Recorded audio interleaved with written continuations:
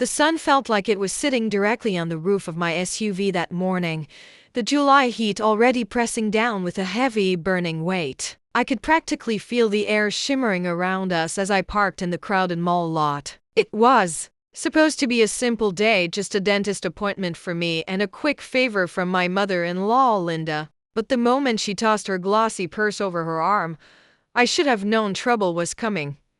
"It's just a quick shopping trip," Linda said with an airy wave, like she was brushing away something unimportant. Her designer sunglasses glinted as she stepped out of the car. "The kids are sleeping anyway. I'll only be 20 minutes. Tops."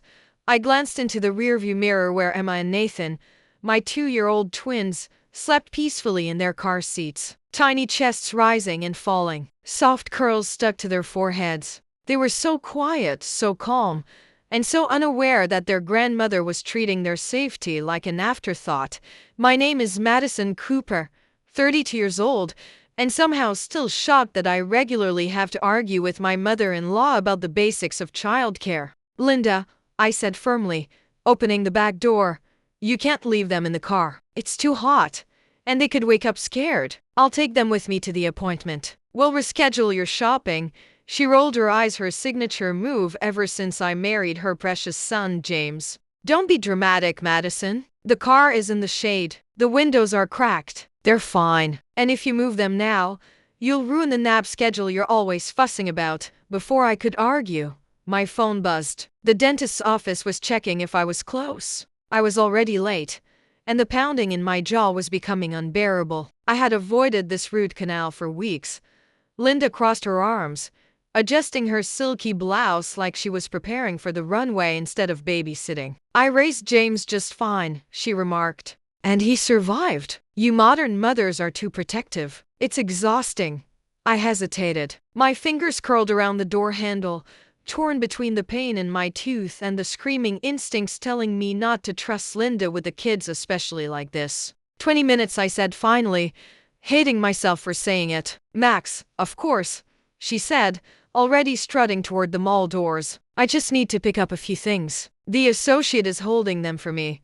I should have stopped her. I should have turned around and brought the twins with me. But I didn't. And that decision wrapped itself around my heart like a cold hand I'd feel for years. As she walked away, I called out, "I'll be done in about 2 hours. Call me. If they wake up, James can come get them." She didn't even turn around, just waved a dismissive hand and vanished into the mall.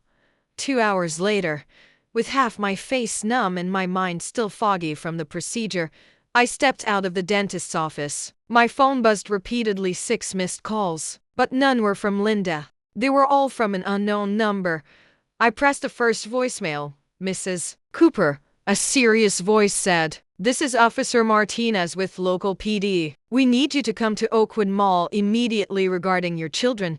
My blood froze. I don't even remember the drive back. Just the pounding of my heart and the horrifying possibilities running through my mind. Where were they? Why hadn't Linda called? Were they okay? The heat was worse now, blistering. And when I finally reached the mall, my stomach dropped. 2 police cars, an ambulance, a crowd gathering. My knees nearly buckled.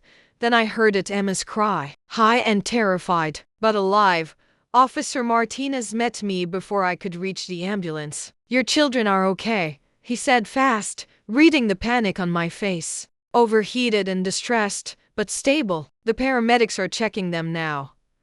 How I tried to speak, but he led me to a security guard holding a tablet. "We need you to see this." There she was. Linda, the woman who promised 20 minutes. The woman I trusted for just long enough to risk everything.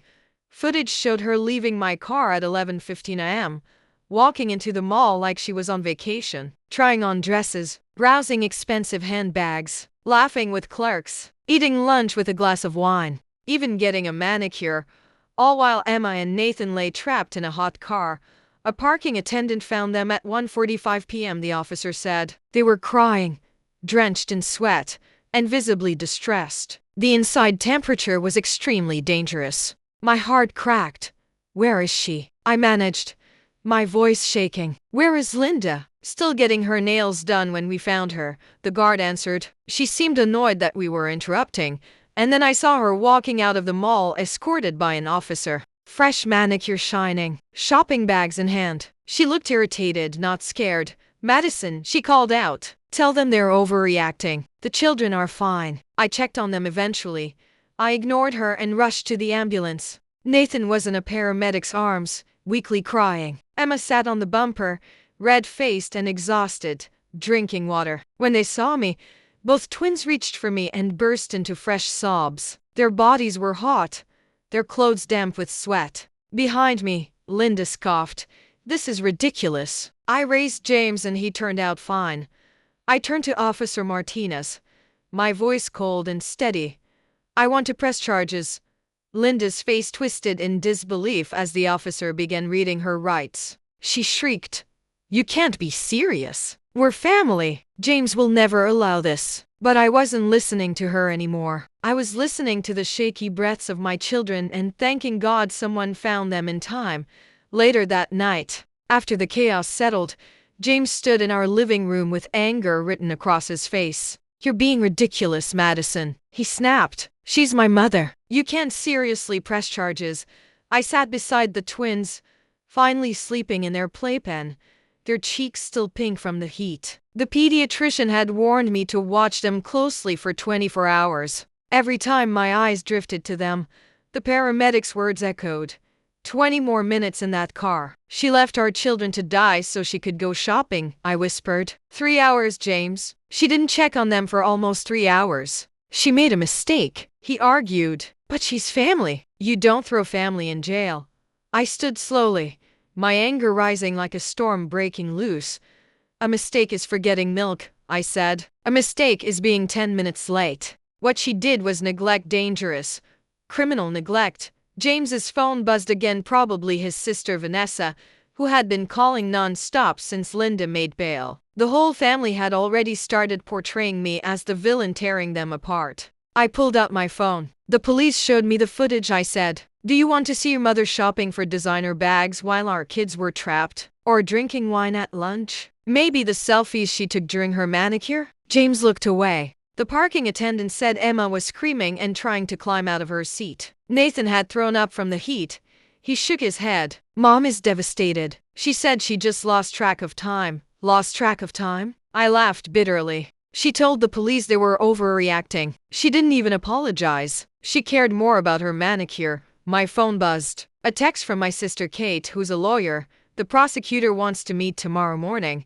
They're taking this very seriously," I told James. "Child endangerment, criminal negligence."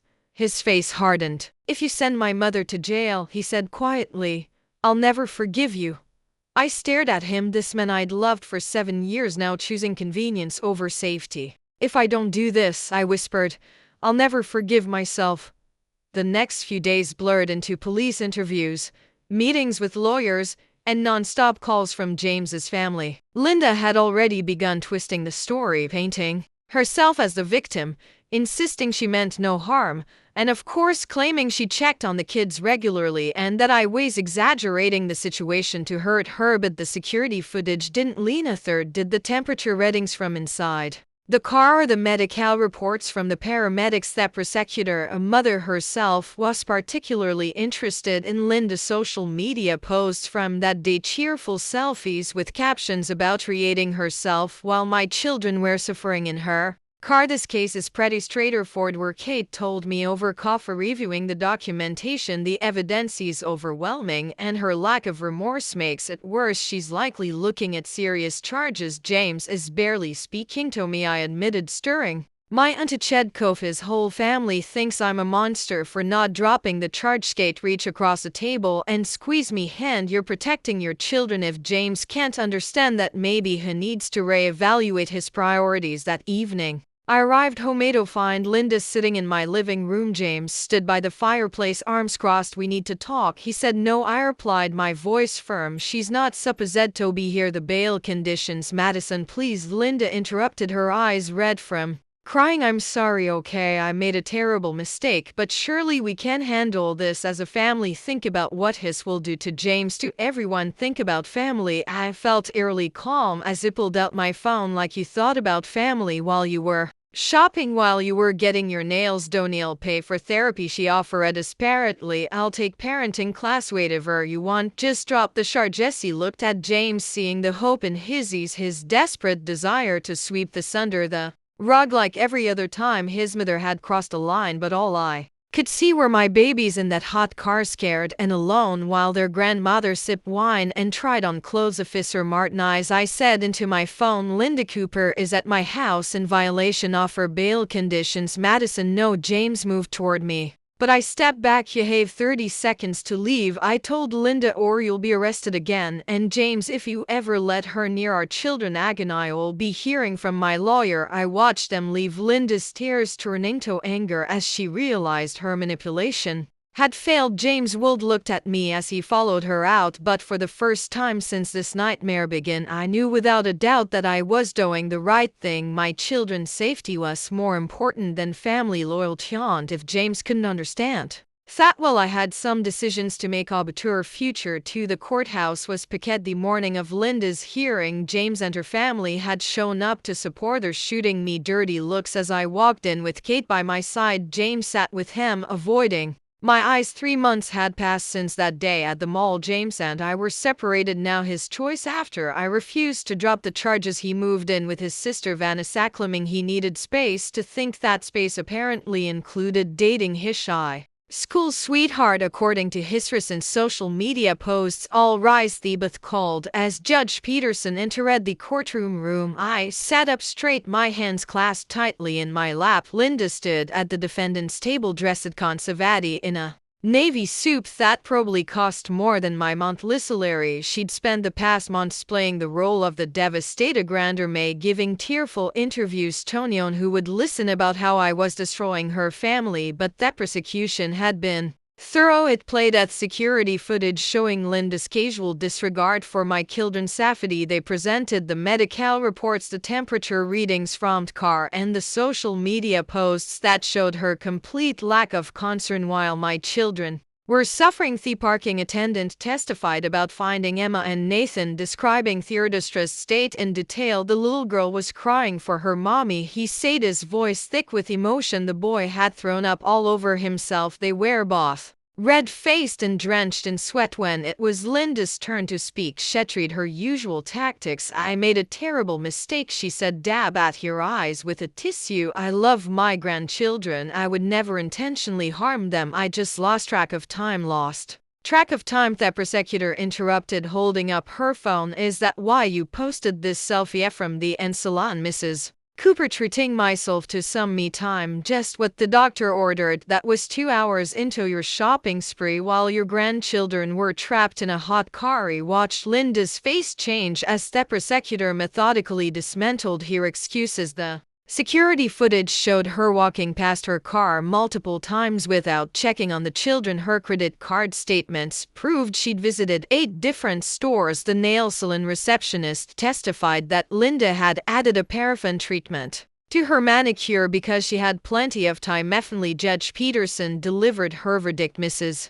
Cooper, your actions show a disturbing lack of regard for the safety of your grandchildren. This wasn't a momentary lapse in judgment. It was a prolonged series of choices that put two lives at risk. Linda was sentenced to 18 months in prison, with an additional 3 years of probation. She would never be allowed unsupervised contact with my children again. As Theb fled her away, she turned to glare at me. I hope you're happy, she spat. You've ruined everything. I stayed seated as the courtroom emptied, letting her words wash over me. James approached, looking uncertain. Madison, he started, but I cut him off. I filed for divorce this morning, he said quietly. Kate has the paper. She stepped back, shock crossing his face. What? Why now? Because I watched you sither, I replied, standing to face him. I watched you support your mother after what she did to our children, and I realized something. This isn't about her anymore. It's about what you're teaching our kids about love and safety and family. I love our children, he protested deeply, but you love your mother's approval more, I said, and I won't let Emma and Nathan grow up thinking that's what love looks like. Later that evening, she sat on my back porch watching Thetlins play in their kiddie pool. They'd recovered From there, oral though Emma still had nightmares sometimes, Nathan was more clean than before, needing constant reassurance that I wouldn't leave him. Kate joined me, handing me a glass of wine. "You did the right thing," she said, seeing my expression. "Both with Linda and with James, I know," I replied, smiling as Emma splashed her brother theatricals filling the air. "It's just not how I imagined things would turn out." My phone buzzed, a text from Vanessa, probably another angry tirade about family loyalty. I deleted it without reading it. The family had made turquoise, rallying around Linda even after her conviction, but I'd made my choice. Toned, I wouldn't apologize for protecting me children. 6 months later, I received a letter from Linda's prison counselor. Linda had written a formal apology acknowledging the full extent of her actions and their potential consequence. The counselor thought it might help with healing and closure. I filed the letter away without responding. Maybe someday when the kids were older, I tell them about their grandmother, about that day at the mall, about why we don't see that side of the family anymore. But for now, we're building our own kind of family based on love, respect, and the understanding that real family protects each other no matter what. Emma climbed into my lap, her hair still damp from the pool. "Love you, mommy," she said, snuggling close. "Love you too, baby," I replied, holding her tight, "always and forever." And in that moment, I knew without a doubt that every hard decision, every painful consequence had been worth it, because my children were safe, and that was all that mattered.